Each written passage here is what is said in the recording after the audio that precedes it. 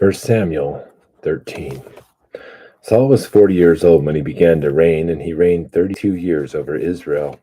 Now Saul chose for himself 3,000 men of Israel, of which 2,000 were with Saul in Michmash and in the hill country of Bethel, while 1,000 were in Jonathan at Gibeah of Benjamin. But he sent away the rest of the people, each to his tent. And Jonathan smote the garrison of the Philistines that was in Geba, and the Philistines heard of it. Then Saul blew the trumpet throughout the land, saying, "Let the Hebrews hear." And all Israel heard the news that Saul had smitten the garrison of the Philistines, and also that Israel had become odious to the Philistines. The people were then summoned to Saul at Gilgal. Now the Philistines assembled to fight with Israel, 30,000 chariots and 6,000 horsemen, and people like the sand which is on the seashore in abundance. And they came up and camped in Michmash, east of Beth-aven. When the men of Israel saw that they were in a strait, for the people were hard pressed, then the people hid themselves in caves and thickets, in cliffs and cellars, and in pits.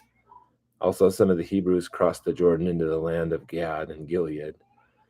But as for Saul, he was still in Gilgal, and all the people followed him trembling. Now he waited 7 days according to the appointed time set by Samuel.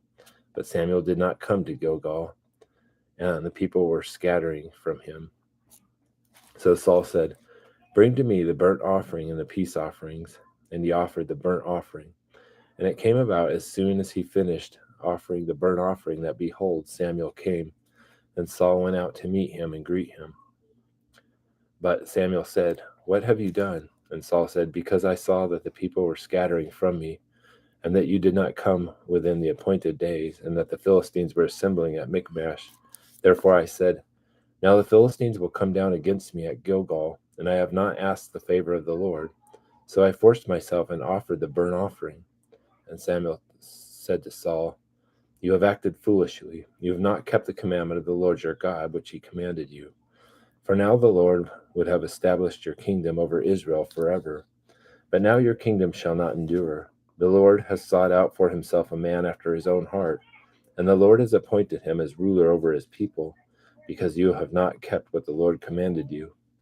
Then Samuel arose and went up from Gilgal to Gibeah of Benjamin. And Saul numbered the people who were present with him, about 600 men. Now Saul and his son Jonathan and the people who were present with them were staying at Geba and Benjamin, while the Philistines camped at Michmash. And the raiders came from the camp of the Philistines in 3 companies. One company turned toward the Ophrah to the land of Shual, and another company turned toward Beth Horon, and another company turned toward the border which overlooks the valley of Zeboim toward the wilderness. Now no blacksmith could be found in all the land of Israel, for the Philistines said, "Lest the Hebrews make swords or spears."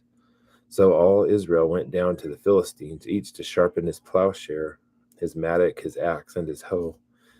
And the charge was 2/3 of a shekel for the plowshares, the mattocks, the forks, and the axes, and to fix the hoes.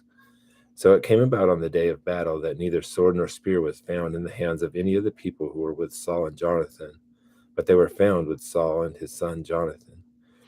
And the garrison of the Philistines went out to the pass of Michmash.